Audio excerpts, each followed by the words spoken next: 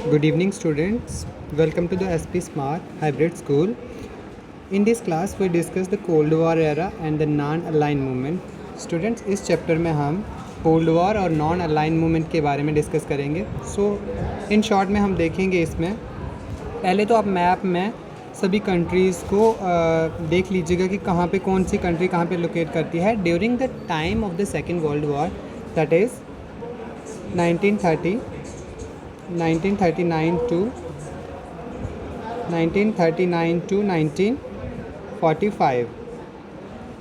In this time, the world is divided into two blocks. That the first one is the Allied power, and then second one is the Axis power. Both these blocks have been fight between. We discussed the time of the Cold War era, and the first one is the World War era, and then the Cold War era. So हम यहाँ पे देखेंगे कि यहाँ पे आपने देखा कि ये कंट्रीज़ हैं यहाँ पे इन दिस मैप. ये वाली जो कंट्रीज़ हैं, यूएसएसआर हो गया, यूएसए हो गया, ब्रिटेन हो गया, एंड देन फ्रांस हो गया. ये सारी की सारी अलाइन पावर्स थी. And then Germany, Japan, and then ये जापान आ गया, एंड देन इटली.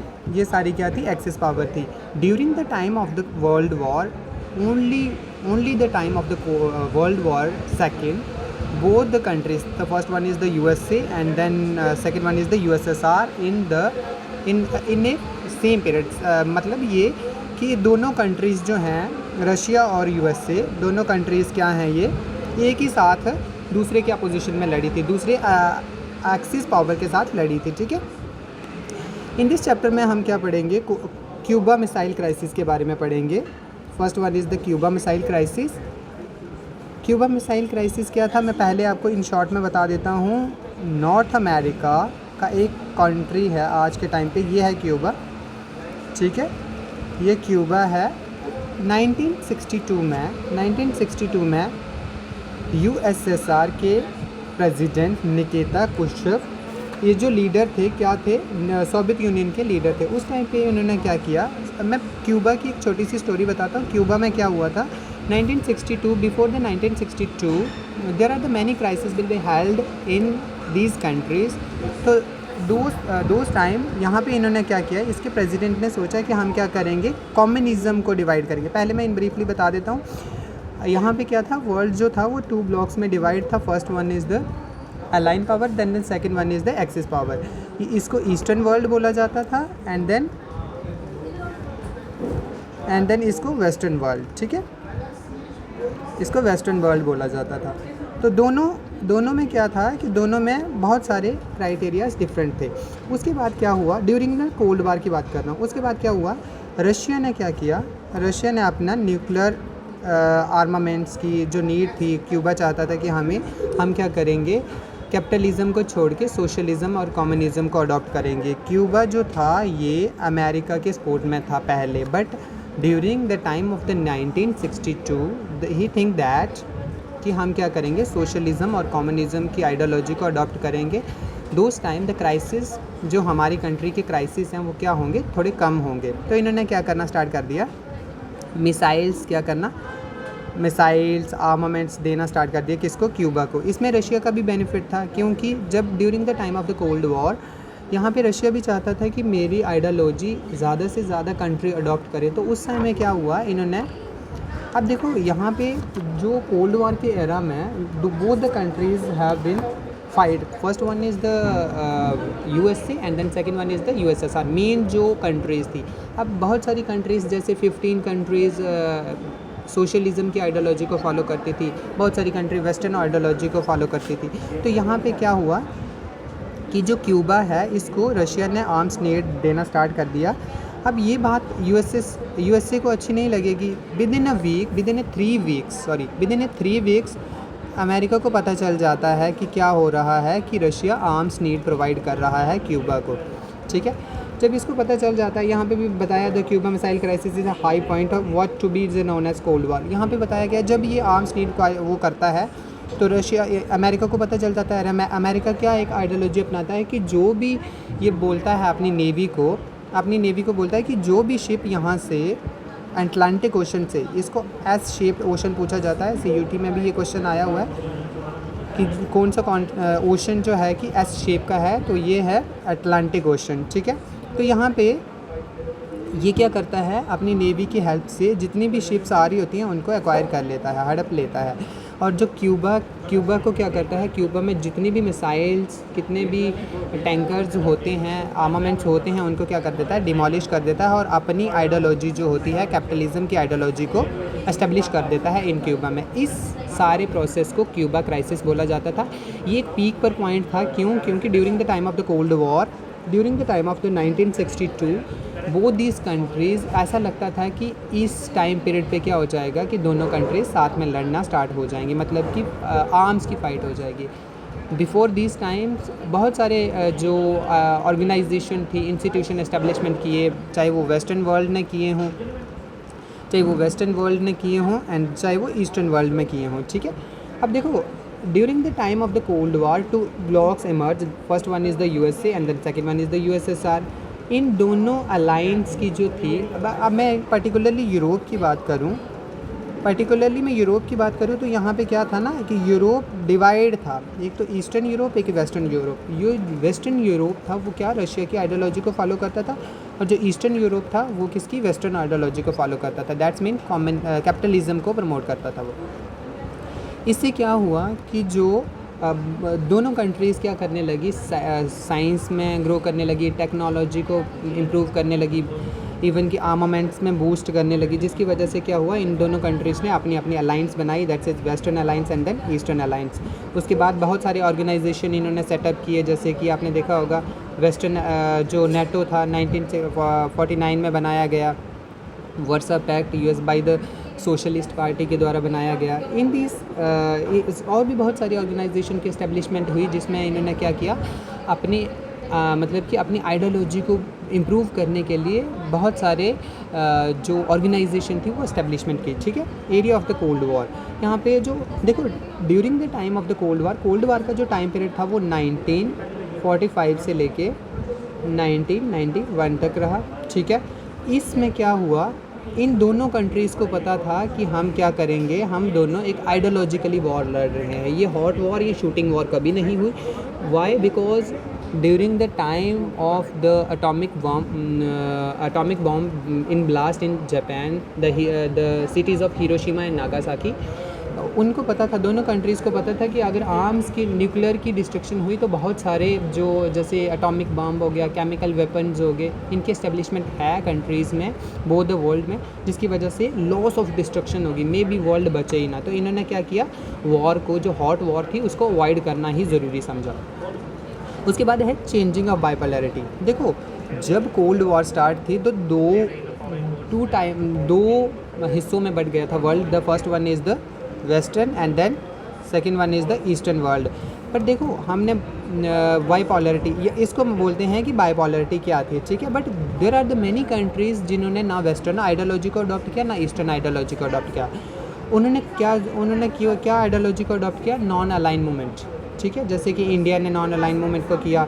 आपको क्वेश्चन आ सकता है CUT में कि नैम के फाउंडिंग मेंबर कौन हैं, ये कब फाउंड की गई थी, ठीक है।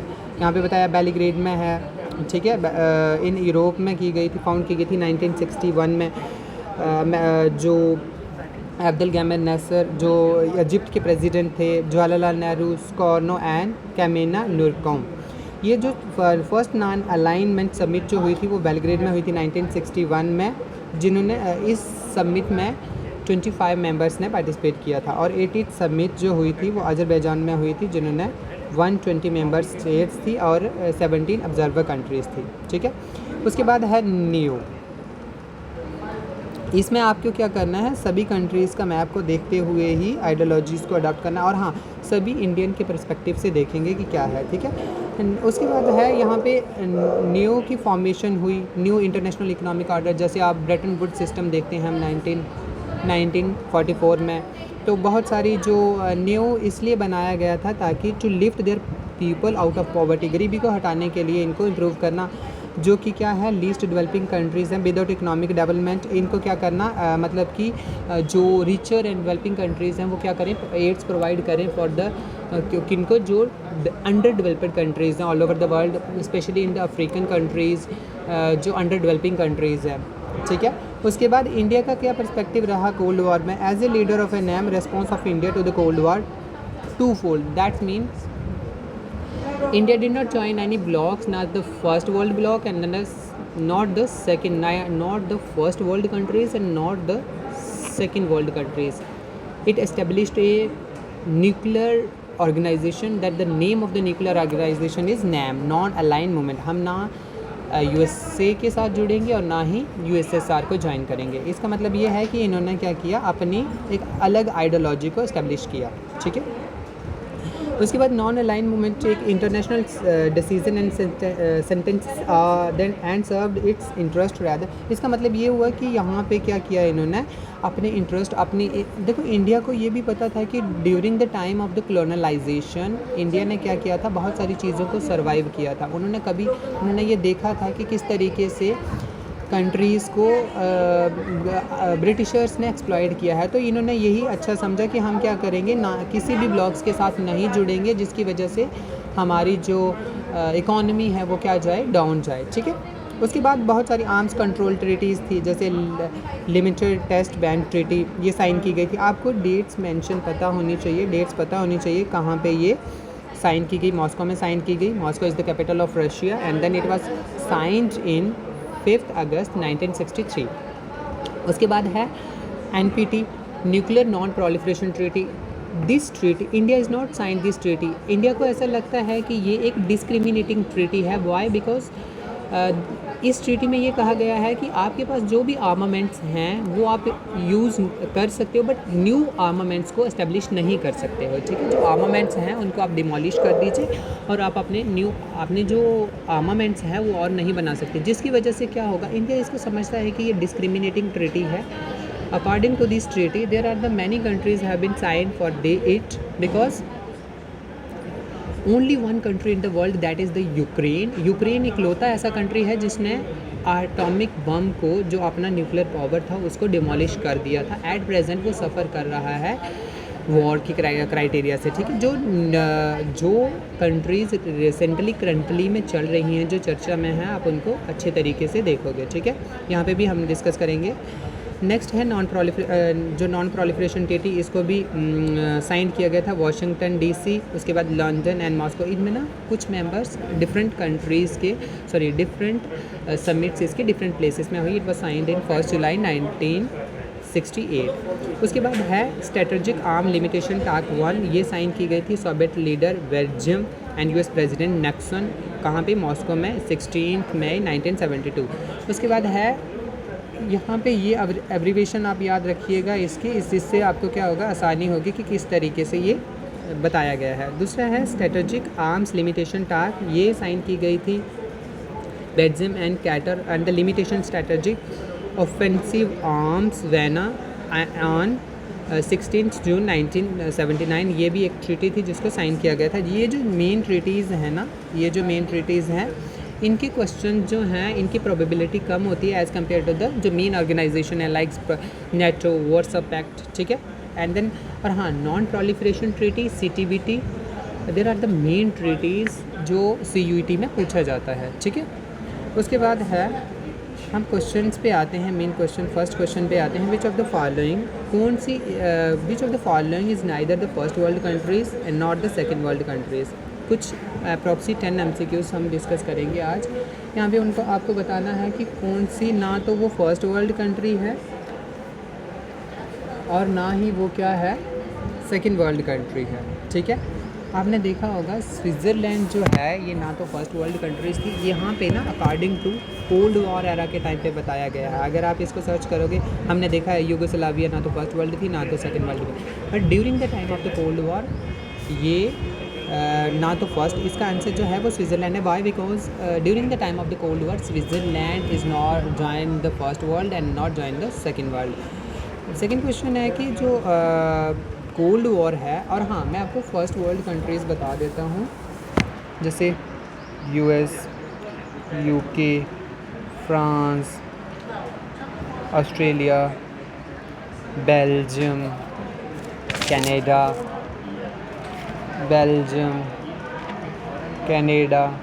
ठीक है, and Denmark, Iceland, Italy, Luxembourg, Iceland, Italy, Luxembourg, Norway, West Germany and then Portugal.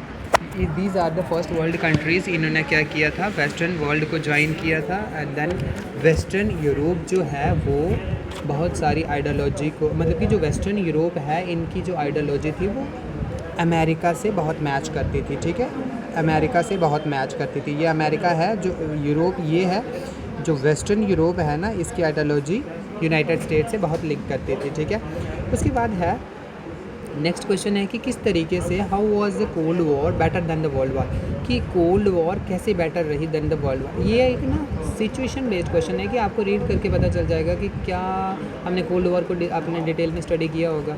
देखो, ensure human survival, prevent global warming, save money on weapons, preventive pollution. आपने देखा होगा क्या उन्होंने सेव किया मनी ऑन वेपन? नो, ऐसा नहीं हुआ। उन दोनों वर्ल्ड ने क्या किया, दोनों ब्लॉक्स ने क्या किया, एस्टेब्लिशमेंट की कि हम क्या करें, आर्म्स को ज़्यादा से ज़्यादा बनाएं जिससे क्या हो, हेल्प हो सके, मतलब कि जिससे ज़्यादा से ज़्यादा आर्म्स बना सके ताकि हम दूसरी कंट्रीज़ को दिखा सकें कि हमारे पास ज़्यादा आर्मामेंट्स हैं, ज़्यादा पावर्स हैं। ठीक है, क्या प्रिवेंशन ऑन किया इन्होंने ग्लोबल वार्मिंग को? नो, यहाँ पे भी इन्होंने प्रिवेंशन को ग्लोबल वार्मिंग को ध्यान में नहीं रखा। जितने स्पेस न्यूक्लियर वो कर सकते थे ये इन्होंने किया। उसके बाद है प्रिवेंटिव पोल्यूशन, क्या इन्होंने पोल्यूशन को प्रिवेंट किया? नो, ये भी इन्होंने नहीं किया।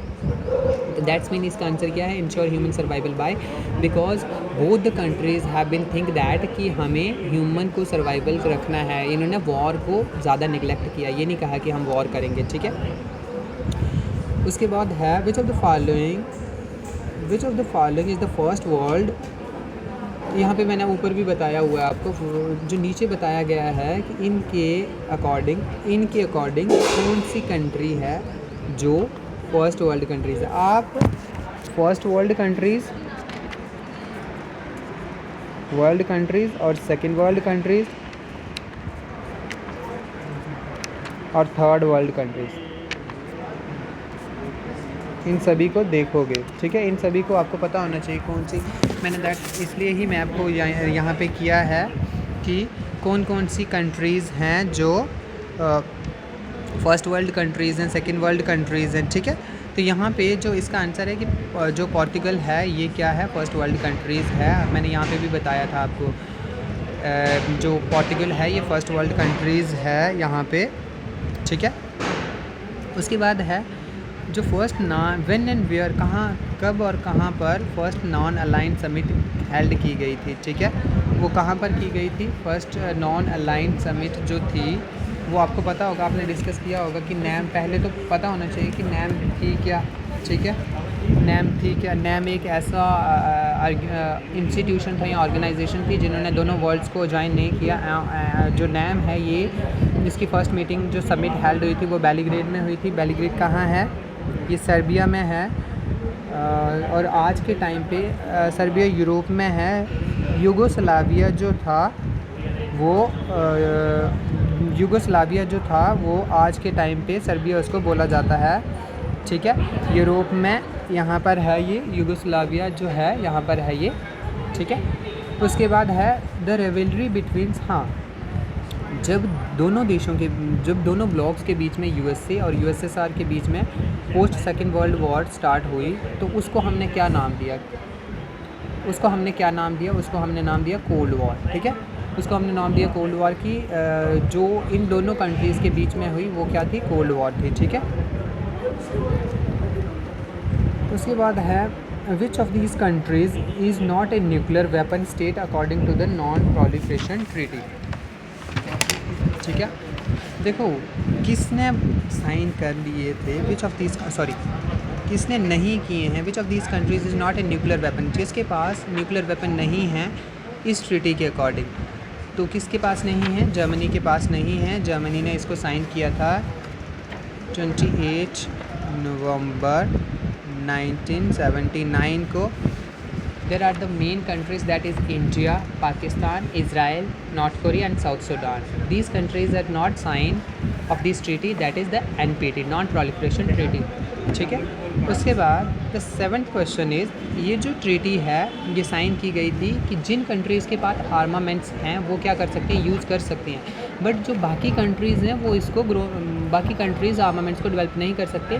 तो जो बाकी कंट्रीज़ थी उनको लगा कि ये हमारे साथ डिस्क्रिमिनेशन है, that's why it did not sign this treaty. And then which organization came into existence on April 1949? कौन सी ऑर्गेनाइजेशन थी जो अप्रैल 1949 को एस्टेब्लिशमेंट की गई थी? तो वो थी नेटो। आपने पढ़ा होगा नेटो किसका ऑर्गेनाइजेशन था। ये एस्टेब्लिशमेंट की गई थी 4 अप्रैल 1949 को। यहाँ पे लिखा हुआ है 4 लिखना है, 4 अप्रैल। और इसका जो वाशिंगटन डीसी में की गई थी और इसका हेडक्वार्टर ब्रसेल्स में है जो कि बेल्जियम में है, ठीक है, यूरोप में। और इसके एट प्रेजेंट 32 मेंबर्स हैं। 7 मार्च 2024 को एक कंट्री ने इसको ज्वाइन किया, वो थी स्वीडन, ठीक है। Newly join country that is Sweden ने इसको न्यूली ज्वाइन किया, ठीक है। ये थे 7 क्वेश्चन। बाकी हम क्वेश्चन जो हैं वो क्लास में डिस्कस करेंगे। Okay students.